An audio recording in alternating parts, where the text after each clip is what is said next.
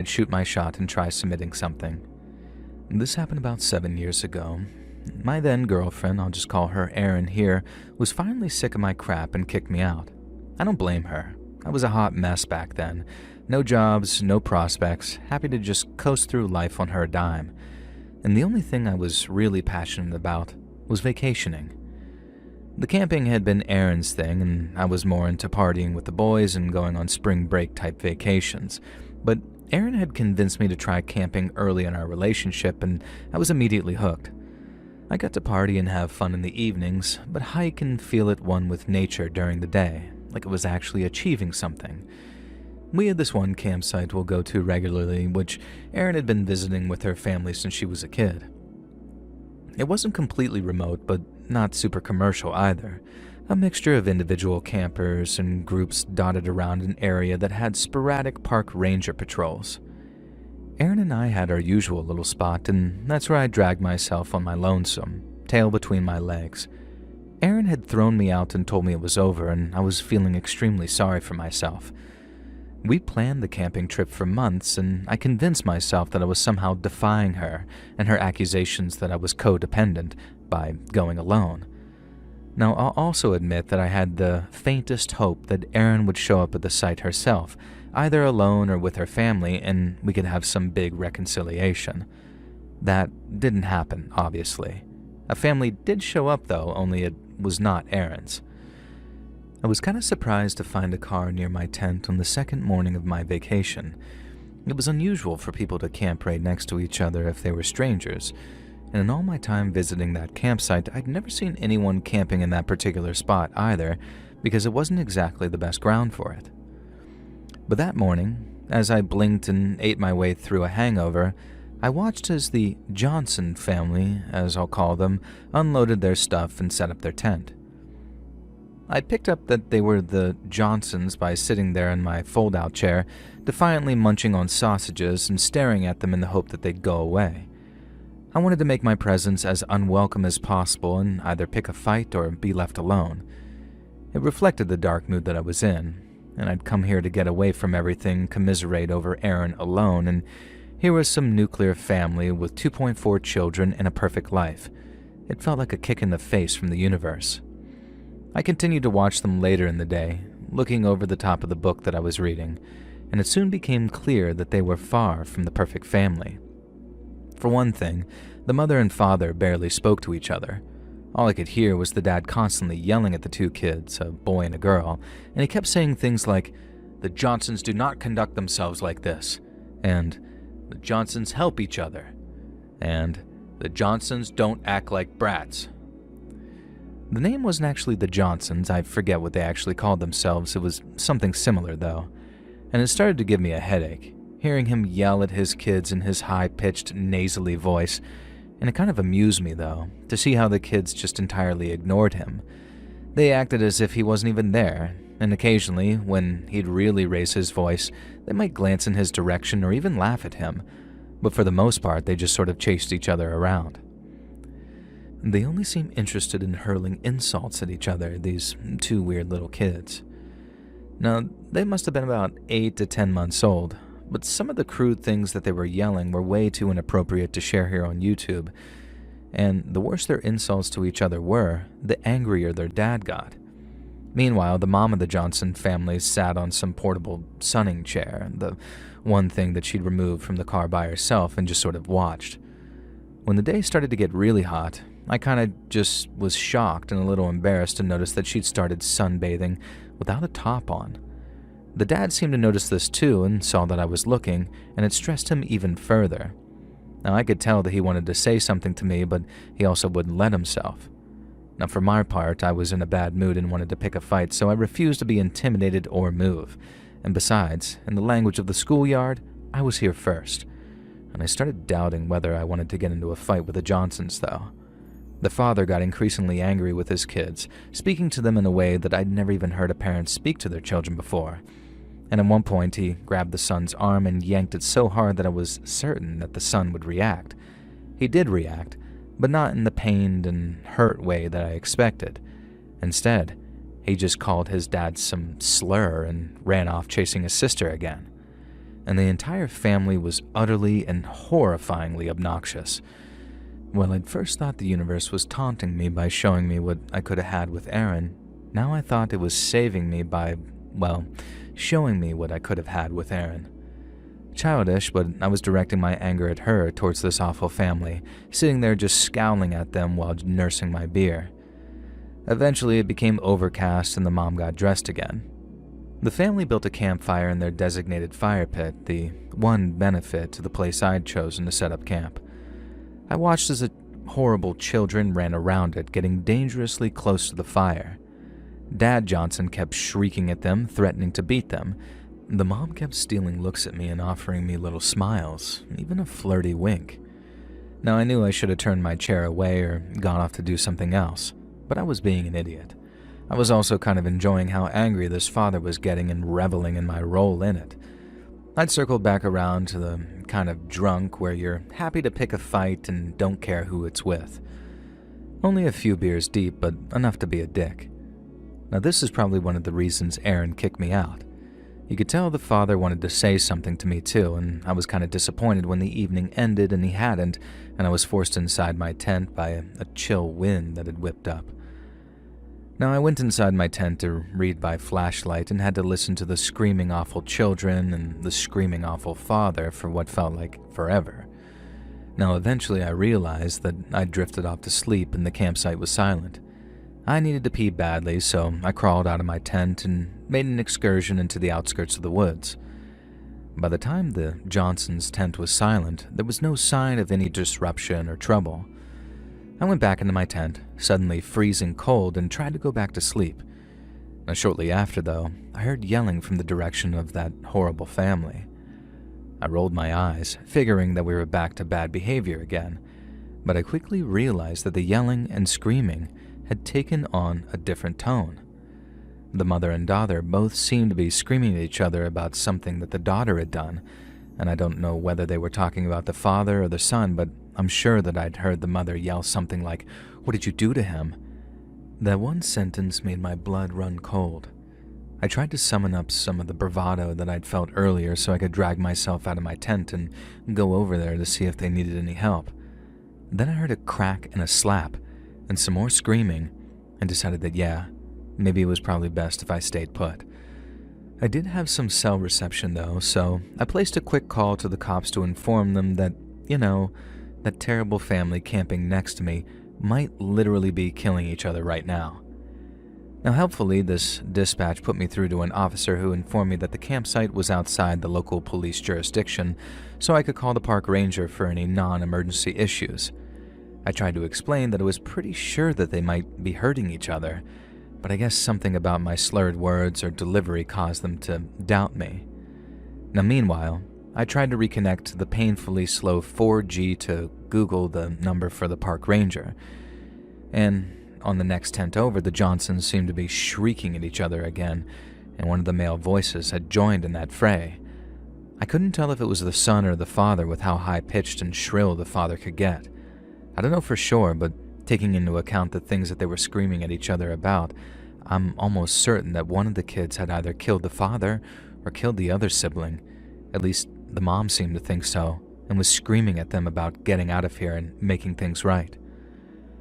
I know I was a total coward by hiding in my tent, but I cannot stress just how intimidating and horrifying this family had become. To this day, I've never met people like it, so I kind of just continued trying to call the park ranger while pretending I wasn't actually there. Eventually, it became too hard to ignore, though. The screaming died down, and through the wall of my tent, I could see what looked like flames starting to glow. Now, I was pretty certain that it wasn't the campfire either. That was it. And enough was enough. Time to insert myself into that situation. And so I dragged myself to the door of my tent and began to unzip it. I was going pretty slow, trying to delay the inevitable, and that's when I glanced up and saw the family's 4x4 light up and start gunning right towards me. And holy God, they were going to run me down and crush me, it seemed, and I would be absolutely obliterated by their vehicle. I managed to tear that tent open and throw myself out of the path of their vehicle just in time, and everything I'd brought camping got churned up under the wheels of this now speeding vehicle, and I watched in horror as the Johnsons, whichever members were alive anyway, went barreling off in their vehicle. I'm still furious at myself that I wasn't able to memorize their license plate. I called 911 again, and this time they took me seriously when I told them someone had tried to kill me.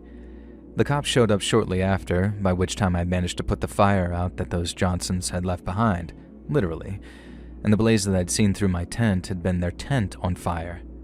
It wasn't as serious as it looked, and I managed to extinguish it with just a few water bottles and dirt, and as I doused it though, I was almost certain that I'd seen a body in the smoldering wreckage, although whether son Johnson or father Johnson I wasn't sure. I didn't see a body though, so instead I was left to dwell on the sickening sight of that 4x4 speeding towards me in the darkness. I was extremely lucky that the driver, the mom I assumed, switched the headlights to a low beam. If they had been off entirely, then I might not have noticed that the vehicle was headed straight towards me other than sound. If they'd been full, then they might have blinded me. I run all the different variations over in my head whenever I think about it. It's the closest I ever come to dying by far. I'm not ashamed to admit that even 5 years later, I'm still in therapy over this, and it's the sight of that car charging towards me that I always end up coming back to. The rest of the story really isn't that interesting. I gave my story to the cops. They promised to keep me informed, and they never did. I have no idea if any member of that family died that night, and I do know that they would have happily killed me if I hadn't dodged out of the way at the final second, though. I don't know if they were aiming for me or simply forgot that I was there. I just hope it was the latter, but I think it was the former. Either way, screw you to the Johnsons. I hope that your horrible family was caught for whatever crimes you committed and you never had a chance to hurt anyone. I hope those kids managed to get the care that they needed, and the one silver lining was that my encounter with those Johnsons made me feel grateful that I was single, and I kind of stopped dwelling on Aaron very quickly after something like that. I'm still single to this day, and if married life is anything like it was for the Johnsons, then I'm happy to stay away.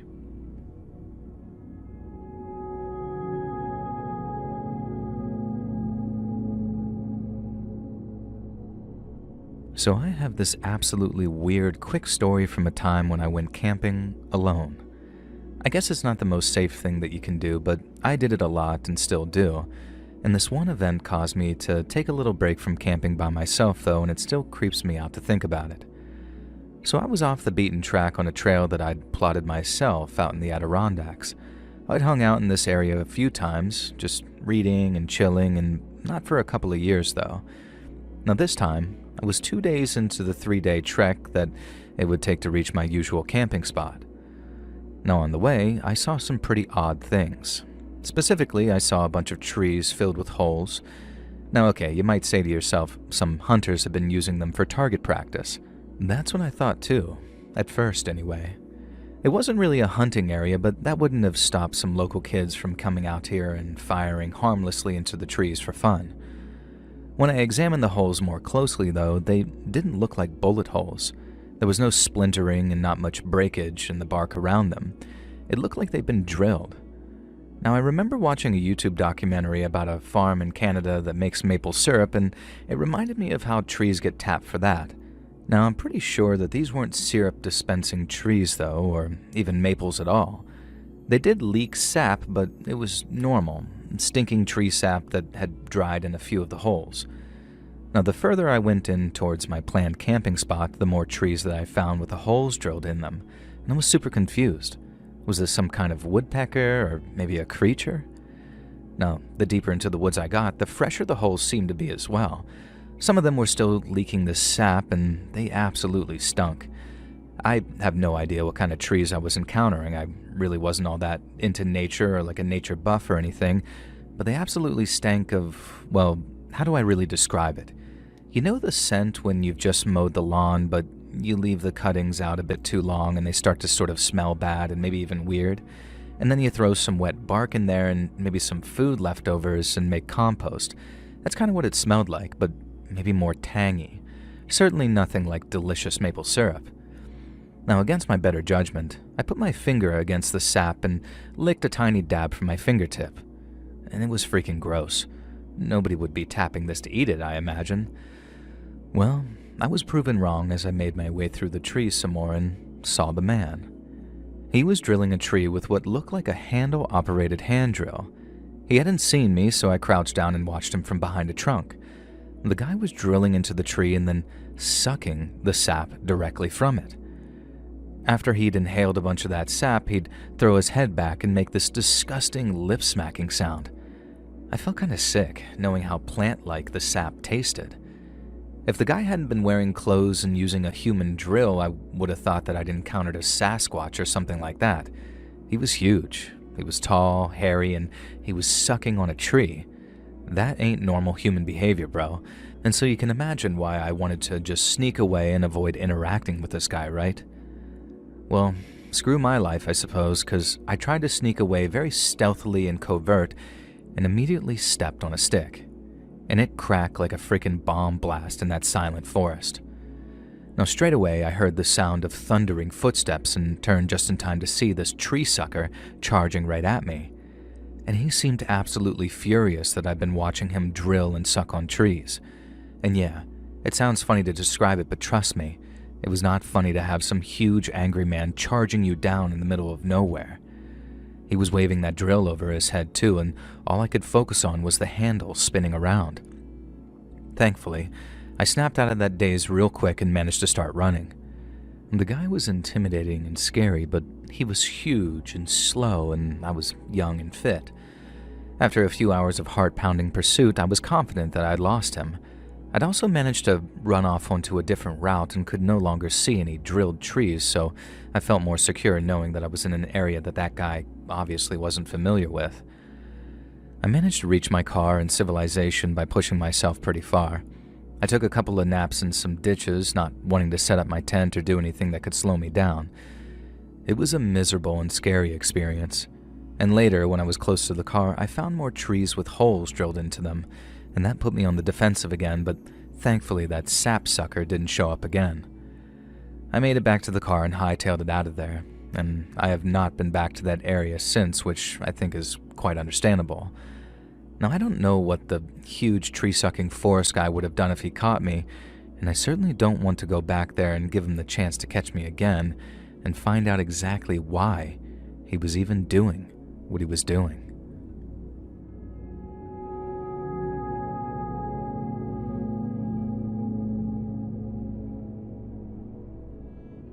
If you go camping off the beaten trail in a bunch of places in America, but especially the Appalachian Trail, you're guaranteed to find some very weird things.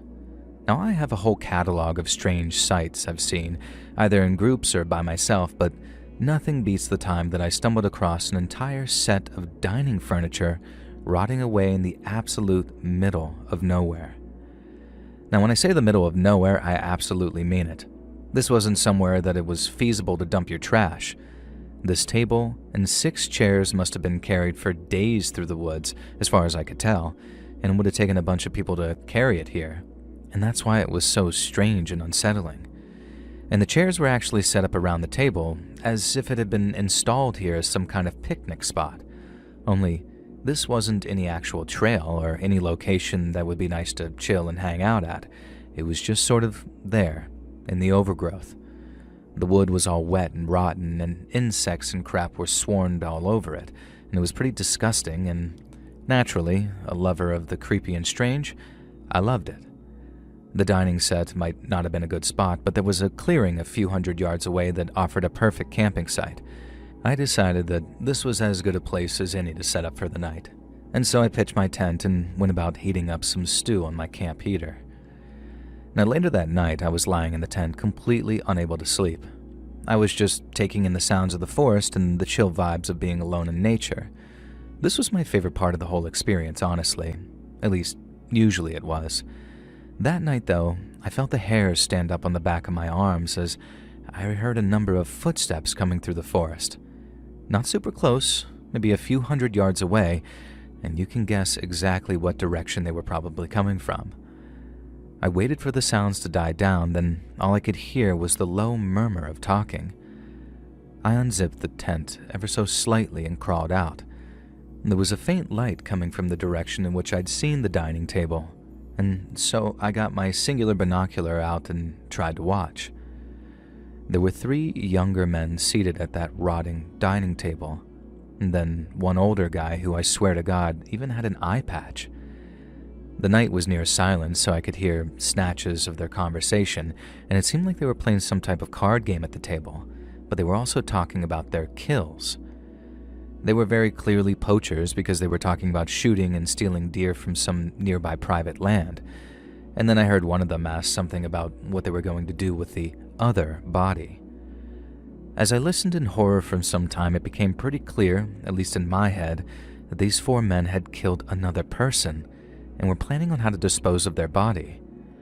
From what I could tell, the man that they'd killed was some type of family member, and he had it coming, according to them at least. But they were discussing the best way to discard of that body. I tried to convince myself that I was wrong, that they were talking about an animal, but the more I listened, the more I was sure. And then I realized that I had a major problem. They had no idea that I was there, but if they found out, would they even hesitate in doing something bad to me as well? I had no idea what to do. I could stay silent and dark in the tent, or I could try crawling away to hide just in case. I knew running would be a mistake because they would almost certainly have firearms and knew the land way better than I did. And my God, I'm so glad that I picked the option to crawl into a hiding place. I dragged myself out of my tent and sort of army crawled across the ground until I found an overhang ditch that I'd seen earlier in the day. I tucked myself in there and covered myself with some grass and bush, hoping that even if they saw my tent, they would probably overlook me. Well, they eventually did see my tent, and when they went to look and eventually decided that I must have abandoned my campsite, I was actually surprised at how quickly they gave up because, hot damn, the way they talked about things, I'm 100% certain that they would have ended me if they'd actually found me. But nonetheless, I stayed in that ditch for hours, long after the men had left, just lying in that hole, too scared to really even breathe or step out. I had to pee myself twice, I'm not ashamed to say it really, and eventually I gathered the courage to drag myself out of my hiding place and just hightail it out of there. As soon as I reached the car and could drive to a spot where I had cell reception, I phoned the police. Now, this was a few years ago, so finding cell reception wasn't easy, and I wasn't able to give the cops much. I didn't have a clear description of the men, and I wasn't able to pinpoint exactly where I'd seen them. They asked me to go into the local station, and I did, but they seemed more frustrated and annoyed with me than anything else. The cops promised that they'd let me know if they needed anything else from me, and I gave them my home phone number and email asking them to promise to give me any updates.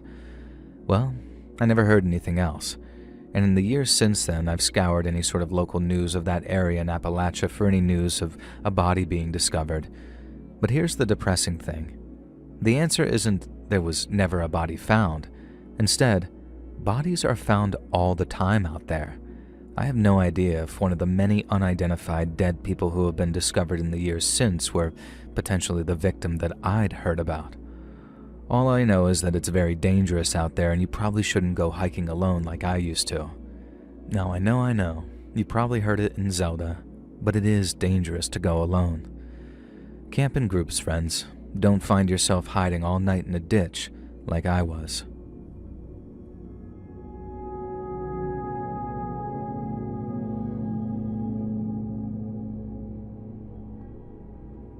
I'm a female listener in my early 20s. Before I start the story, I'll tell you all up front that I am safe, warm, and well these days. I have a long-term partner who I live with, and I'm no longer homeless or in any danger. That wasn't the case a few years ago, though. I was living rough, either sleeping out in the open in a sleeping bag, or for a while I had a small pop-up tent until it got all slashed up. I know some people prefer the term unhoused for when they were living rough, but not me. I know what I was. I was homeless. I did not have a home. I didn't have a community or a single safe place to stay. And it was hell. I hated it. I felt like I had to be constantly on the move, sometimes multiple times within the same night, and it was an extremely unsafe, unpleasant world for a young woman like me, and it's frankly a miracle that I managed to come out the other side of it relatively unscathed. Now, I genuinely do believe that it was a miracle, like someone was watching over me, and I had so many narrow misses and managed to scare off so many different predators. There was one incident that really stuck with me, though, and it was the closest I ever came to something terrible happening. It was the final day I got to spend with my pop-up tent. I didn't know that at the time, of course, but yeah. I was dog-tired because I've been walking all day, so I set the tent up under what seemed to be a remote overpass. It felt like I was in the middle of nowhere, as I'd been walking kind of aimlessly for a while, I guess. Now, I'll admit I was floating on some kind of substance I won't name right now, and when you're living rough, you take whatever escape you can get. I always tried to keep things very grounded, though, just enough to take the edge off. I had a little food squirreled away in the tote bag, so I allowed myself something to eat to lessen the gnawing hunger that I always seemed to feel. It was fall and fairly mild, but the weather was set to worsen soon. I was not excited about the prospect of spending another winter on the streets. I read a few magazines that I managed to find in a 3-day-old newspaper that I've been holding onto for warmth. The location that I picked seemed completely remote and isolated, and for the first time in days, I let myself drift off and drop my guard. Now, I woke up startled. There had been a loud sound from outside my tent, sort of like a bark or something. I heard it again and realized that it was a laugh, like a single, raspy laugh. And the laugh sounded like it was coming from someone very old. I could hear the telltale rattle of smokers' cough in their lungs as they laughed a third time. I had to make a decision: stay hidden in the tent and hope this guy moved on, or introduce myself and make it clear that I wasn't someone to mess with. I didn't actually have time to decide either way. Before I even had a chance to move, a very heavy body plunged onto the tent. It was almost like he jumped on me from a height, and I'm pretty sure that's exactly what he did. It was almost like some type of wrestler move, except I'd soon discover that he was just some dirty old-ass man. Now, he managed to come ripping through my tent fabric with some kind of blade. Now, I picked up on the blade first and was immediately on high alert. A fat hand holding some kind of box cutter burst through the wall of the collapsed tent, flailing towards me. I kicked out and managed to catch him by surprise, so he actually dropped the knife, I think. Now, the first thing I did was grab it and cut the tent wall behind me so I could pull myself free from the fabric. I scrambled onto the cold, dirty ground and dragged myself to my feet. And that's when I saw him. This huge monster of an old man who'd apparently swan dived onto my tent while I was sleeping. He was absolutely filthy, and he stank of, well, you can only imagine what homeless people stink of. And the whole time he flailed and wriggled, he kept letting out this single rasping laugh, too. There was a single flickering light under the overpass, so I was able to see a few details about this man. His face was completely scarred, and his nose was kind of burned away like an addict's. He had a cleft lip and his tiny, evil little piggy eyes. When he actually saw me, as in he saw that the inhabitant of the tent was a young, small female, he managed to get to his feet very quick. He had this look on his face then, predatory but also wary. I guess he knew that a lone woman sleeping rough can be hella dangerous out of necessity, especially now that I'd already gotten hold of his knife. And because of the way he was looking, I assumed that he'd case me out and be careful. But no. Before I even had a chance to realize what he was doing, this huge, stinking man barreled into me, crashing across the ground and pinning me to the floor with his huge belly. Now, his knife went flying out of my hand and I immediately felt my heart sink. No time to dwell on that, though. His bulk was completely crushing me, and I could feel him pressing against me in ways I really obviously didn't want. And since I'd lost that blade to defend myself, I decided to just try and punch him repeatedly on the side of the head instead. His head seemed to be his weak spot, I think, and after a few hits, I even started to see a cut, dripping blood onto my own face, and that stinking old guy was just howling. Still laughing too, though, like he was extremely high on obviously something. He rolled off of me and I scrambled away. The dude was rolling back and forth on his back like some fat turtle, and it would have almost been funny if I hadn't been so terrified in that moment, my heart absolutely pounding. All of my worldly possessions were in that crushed, slashed tent, so I couldn't just run either. I had to grab up my tote bag first, and no way was I leaving everything for this a-hole. I quickly ran across the tent and fished out my bag out of that wreckage. And just as I thought that I was about to get away, I felt some hand grab me by the ankle. I slammed to the ground hard, and I later found out that I actually sprained my wrist pretty badly, which was kind of a miracle to think that that was the worst injury that I suffered from all of this attack. The guy pulled me towards him, muttering something I couldn't understand in the moment, and I don't even think it was English. He didn't seem to be American at all, but I have no idea what language he was even speaking. Maybe nothing coherent. His mouth seemed to be bleeding from me cutting into his frail skin, and one of his eyes was sort of leaking this disgusting yellow crap. He was an actual monster in my eyes at that time, and this was my worst nightmare, the kind of thing that I dreamed about at my lowest point. There was no way that I was letting my life end at the hands of this disgusting predator, and so I swung my bag hard, hit him again in the side of the face. He tumbles backwards, and I stomped down on his crotch with all of my strength, and then I just ran. And I didn't stop running until the sun was up, and I was back in a populated area. Now this was the wake-up call I needed to straighten my life out. Now I won't go through all the explanations on how I did that because that's the non-scary part. Thankfully I did though, and in the time that it took to finally get a bed to sleep in, I never encountered anyone else like that horrifying guy. This was only a few years ago. I wonder if he's still out there though. It's not like I went to the cops or anything, as that would have been totally out of the question for a person like me at the time. On the other hand, he looked like he was basically falling apart, so I'd be surprised if he'd survived much longer beyond that. Now maybe it's not very Christian of me, but I kinda hope he's dead. He was a monster who tried to suplex a sleeping woman and do God knows what, and I'm pretty sure he has nothing positive to offer the world. All he exists as now is the face that I see when I have the worst of my nightmares. Be careful if you're ever forced into homelessness, kids. Don't do drugs, as there are all sorts of horrors out there waiting.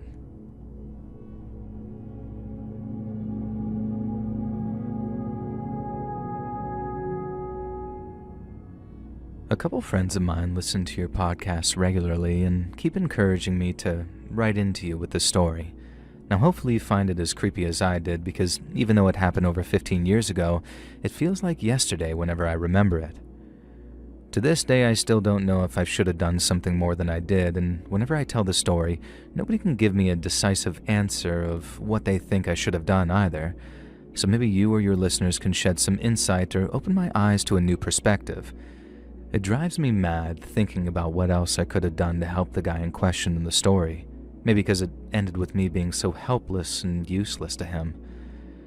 Now for some background, when I was younger, I used to see myself as a bit of a wild explorer survivalist type. I had read all the books, seen all the shows, and kind of enjoyed having this air of rugged mystery to myself. I'm an extremely tall, broad fella, and combined with the sense of immortality you have in your early 20s, I felt pretty invincible. So all of this said, it's the reason why I spent a lot of my time camping by myself. One thing I'd say is that camping by yourself isn't actually the best idea. There's a whole bunch of things that can go wrong, especially if you're deep in the wilderness. If you need help, there's likely going to be nobody around to offer it, and if you come up against any adversity, man or nature, then more often than not, your body's going to be food for the crows, never to be found. Now, I've done my due diligence with warning you about the dangers. I can say that my years camping by myself are freaking awesome. There's nothing like braving it in nature all by yourself, knowing that your own survival relies solely on you and your decisions, and that one wrong step could send you spiraling to your doom, sometimes literally if you stumble off a cliff in the dark. Now thankfully I never managed to injure myself in that kind of way, which is a miracle when I look back at how reckless and stupid I could get. At the time, like I said, I enjoyed being a quiet, stoic man of mystery, so I didn't often recount my adventures to friends either. But when I did, they'd always scold me for being so irresponsible and tell me that one day I'd end up dead in a tree. Always in a tree too, according to one friend of mine who very much enjoyed the comforts of life. Not sure why he always assumed that I climbed into trees, but according to him, that's the way I was going to die. Maybe a leopard or something pulled me up there.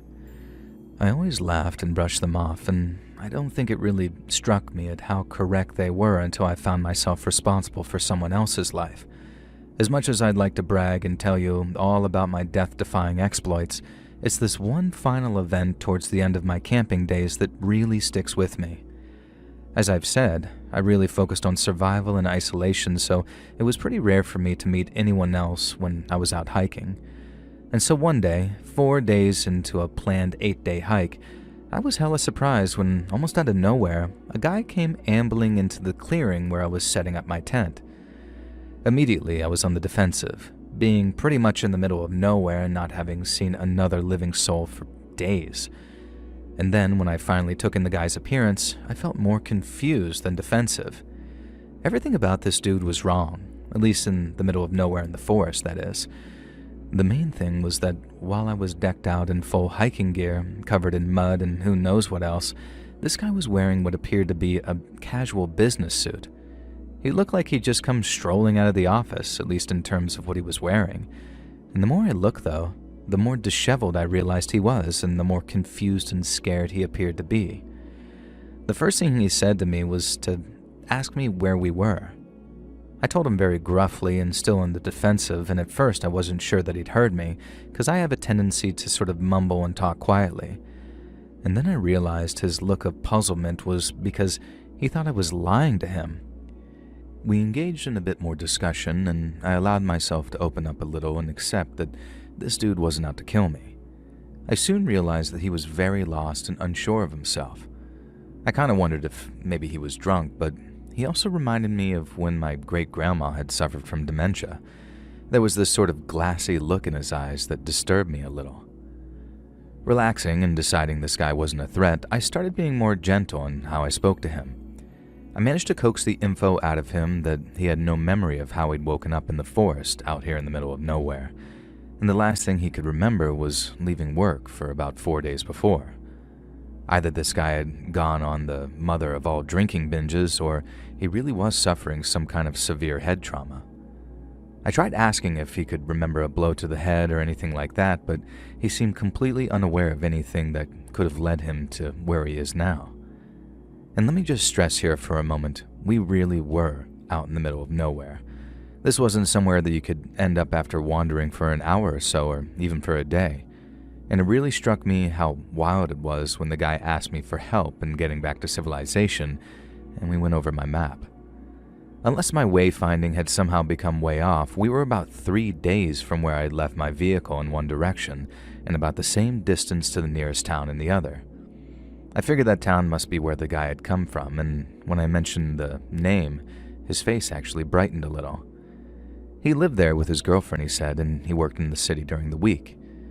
Feeling kind of like an adventurer hero, I suggested to the guy that we camp out where I'd set up my tent so we could get some rest and warm some food up before we began the hike back to civilization the next day.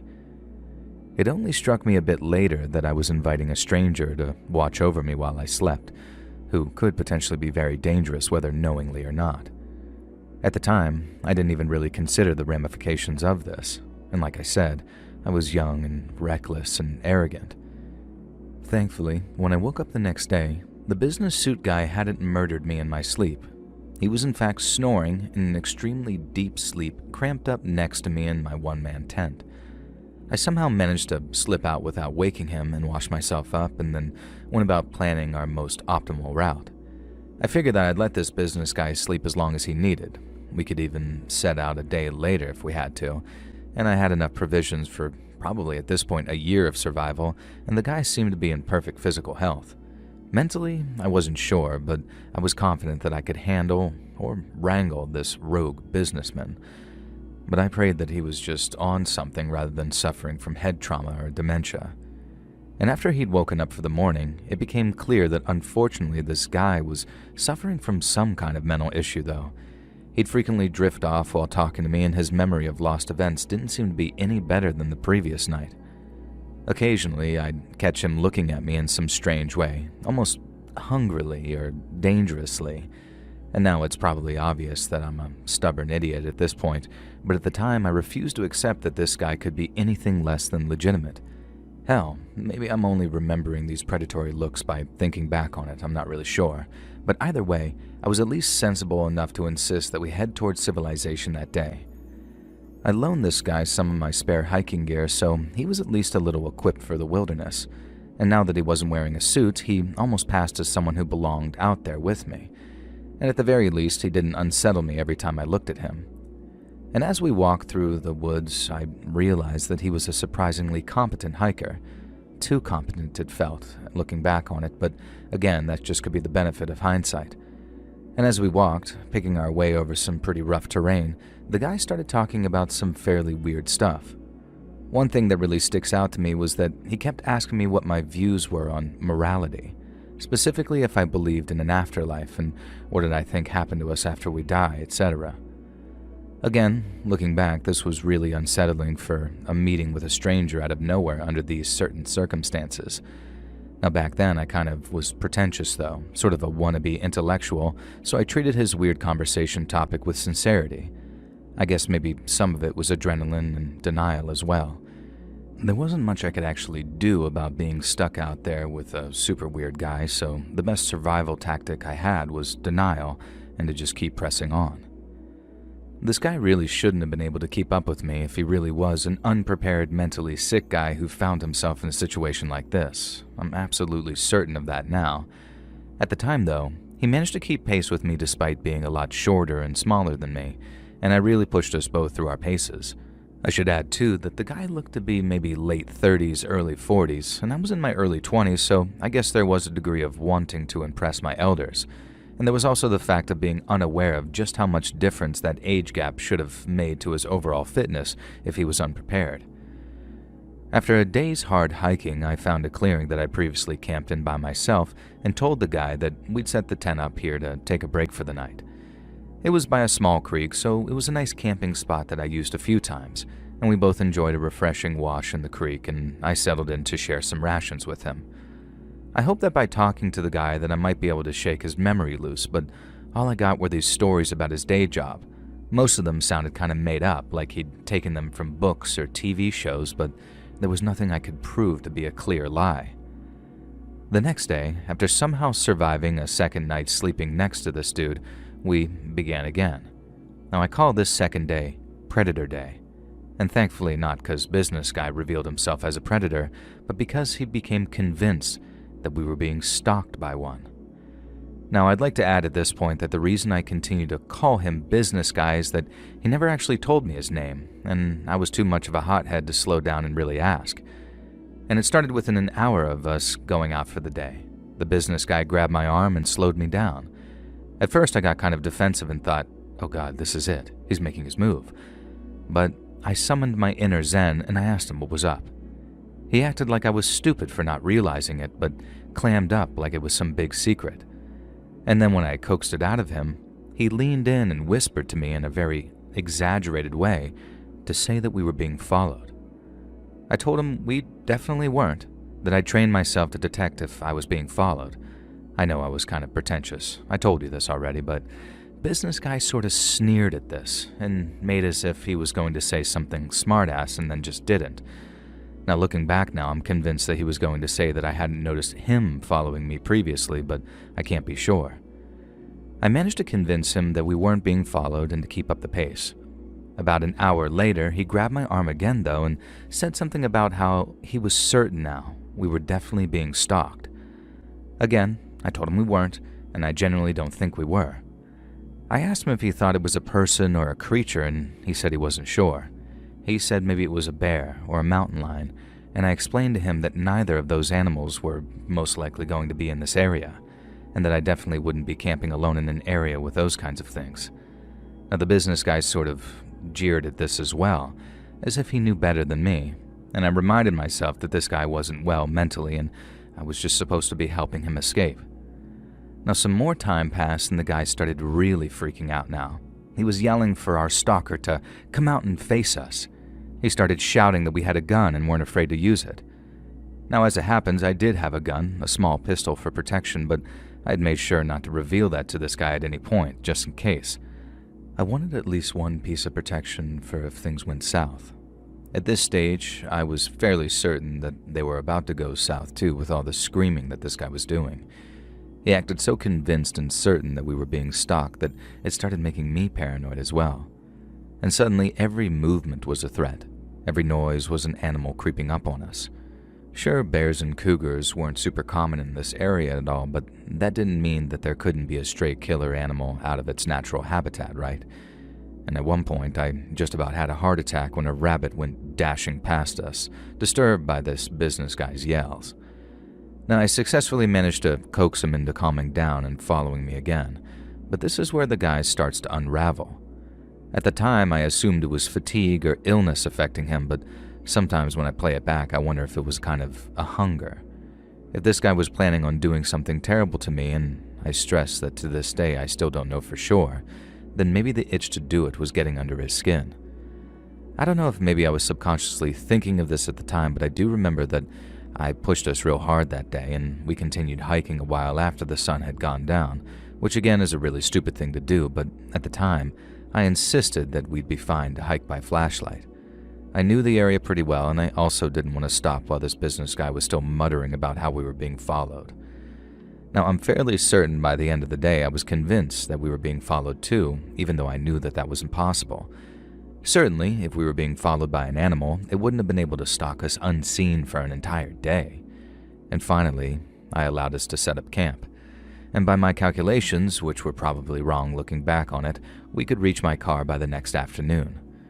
I was feeling pretty pleased with myself at our progress. I was also still convincing myself that I'd saved this lost guy while ignoring all the red flags that I'd seen in retrospect. Or if not red flags, then at least pieces of evidence that prove things were entirely as they seemed at face value. I've retold this story countless times, and every time I do tell it, I remember something else I probably should have picked up on. And that night is where everything came to a head. We found a camping spot in the dark, as I said, which was a small miracle given how obscure the area was. My tent was one of those pop-out tents, so it wasn't hard to set up in the dark, and then go about setting up the portable camp heater that I'd been carting around. No campfires in unapproved areas, of course. At least I like to abide by the rules. And we sat around that heater for the third night, and I tried coaxing more memories or details out of this guy. And for the third night, he continued to insist that all he remembered was leaving work in the city and then waking up in the middle of the forest. Now, by now, even back then, I was really starting to question this whole thing, given that this guy had managed to hike back with me just fine despite being allegedly unprepared. I figured that if he hadn't killed me after 3 nights, then he wasn't going to, though, and he had some other reason for wanting me to guide him out of that forest. It felt safe to play along, is really what I'm trying to say. Now, we were ready to go to bed to our tents when the men came bursting into the clearing with flashlights. One of them shouted at me to stay calm and that everything was going to be okay now. Meanwhile, a couple of other guys had grabbed the business guy and were now handcuffing him. I squinted against the light shining in my face, trying to make out who these guys were. Now, the way they were acting, they seemed like they were FBI or some other kind of law enforcement agency, and I think they were wearing unmarked jackets, though, or at least I couldn't see any identifying marks in the dark. The guy who'd spoken to me flashed a badge at me, which looked vaguely legitimate, but again, it was very hard to tell in the nighttime, and I also couldn't see specifically which agency the badge was associated with, although in later years I've identified it as being almost certainly FBI. Now, it was an absolute whirlwind. This one guy, an agent or whatever he might have been, was constantly telling me to stay calm and that I was safe, almost as if he was trying to distract my attention from whatever was going on with that business guy. I tried to look around the man blocking my view while shielding my gaze from the flashlight in my eyes, and it seemed like they were bundling that guy away through the trees, and it struck me later that business guy didn't even say a word or make a sound throughout the whole ordeal. I swear I can remember him grinning as they took him away, but again, I could just be adding that detail in my mind. Now, eventually, it was just myself and 2 of the agents, including the one who repeatedly told me I was safe. I expected them to, I don't know, debrief me or something, at least explain the situation. But no, nothing. They literally told me that I was safe now, and that I had avoided a terrible fate, and then headed off into the trees. Now, at the time, I was completely baffled. Of course, I didn't find out until later that I'd majorly miscalculated our entire route, so we were camping only about a half hour from the road. Finding this out later, it at least made sense how the men were able to locate and reach us, but it still left me with a few baffling and creepy questions. Who the hell was Business Guy, and why did he put on such a show of pretending to be a lost little sheep, if only to escort me back to my car? Was this the most elaborate carjacking ever? I don't know. And it also kills me not to know if the men who showed up were legitimate law enforcement or not. Either I got saved from some terrible fate or I handed Business Guy over to one. And over time, I've come to manage to convince myself that that guy had something awful planned for me. But that's only because the other possibility is probably too horrible to think about. What if I let a person in a genuine need get snatched up by God knows who? Now, I'm fairly certain that that guy was at least a bad player, though, because of a few things. 1. That night, after everything had died down and the men had left, I checked my pack for security. Now, I was horrified to discover that my gun, which I kept in a holster in a hidden compartment in the bag, was gone. The so-called law enforcement agents never went near my tent, so the gun could only have been taken by that Business Guy. And as I mentioned, I never told him about the gun. He must have been searching my belongings pretty thoroughly to find it. Secondly, I discovered that the small amount of money that I kept in the same pocket was also gone. Now, it was only about $100 or so, but enough to feel the sting at the time. And thirdly, when I reached the car the next morning, after finding I was much closer to the road than I thought, I made one final horrifying discovery. I have no proof that this was connected to the Business Guy in any way, but someone had slashed one of my tires. Thankfully only one, so I was able to replace it with a spare easily enough, but it was almost as if it had been done as a delaying tactic just in case. Maybe to give that guy the time to jump me or who knows what. Some of my friends are adamant that I encountered an unidentified serial killer of women who'd been operating near the area for a few years before I camped there. Now, this would explain why he was so sinister but didn't kill me, although it wouldn't explain what his plan or motive really was. Now, I genuinely have no idea, but the more years that passed, the more I'm certain that I narrowly avoided something terrible. I just can't decide if that fate would have been at the hands of the Business Guy or at the men who showed up at the end. And as much as I want to, I can't convince myself that I didn't just let dangerous people snatch up a vulnerable man.